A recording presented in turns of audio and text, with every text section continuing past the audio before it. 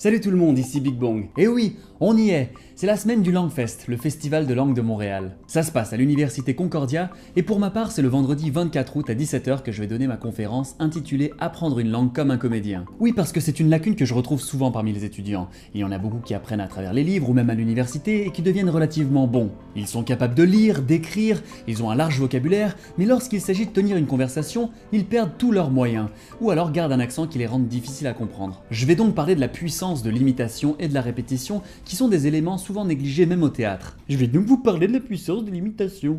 Sur le plan scientifique, je vais me pencher sur les recherches du professeur Jean-Charles Chaban, qui a étudié les caractéristiques du verbal, du paraverbal et du non-verbal. En bref, le verbal est tout ce qui peut être littéralement retranscrit, chaque mot, chaque phrase que je prononce, la grammaire, incluant la conjugaison et la syntaxe qui leur donne un sens logique. Le paraverbal est tout ce qui va directement accompagner la parole, ma voix, mon débit, mon volume, mon rythme ou mon accent. Le non-verbal est l'ensemble des mouvements de mon corps. Ces gestes de mes mains dont j'abuse peut-être, mes sourcils qui se lèvent lorsque je veux insister sur un mot, mes épaules qui bougent quand je peux plus me contenir. Non, je plaisante, mais c'est très sérieux. À la lumière de tout ça, on sait évidemment que le verbal est très différent d'une langue à l'autre. Mais on constate également que le paraverbal et le non-verbal peuvent aussi être très différents et qu'ils ont leur importance dans la communication. Or, ce sont précisément ces deux éléments qui sont les plus négligés dans l'apprentissage d'une langue. Ou alors ils ne sont tout simplement pas inclus dans les supports d'apprentissage, comme les CD audio ou les applications téléphoniques, dans lesquelles les textes sont généralement très neutres et standardisés. Mais n'oublions jamais que nous sommes humains, parce que c'est ça aussi la beauté d'une langue. Alors voici quelques exemples.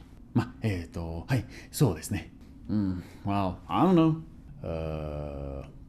Aucune idée. Alors je ne sais pas si vous êtes parvenu à détecter les différences de paraverbal et de non-verbal dans ces courts extraits, mais en tout cas c'était un petit aperçu de ce dont je vais vous parler ce vendredi 24 août à 17 h. N'hésitez pas à venir me faire un petit coucou. Je vous rappelle le code promotionnel BONG qui vous fera avoir un rabais de 15% sur le prix du billet. Les détails se trouvent dans la description. Au plaisir de vous y voir.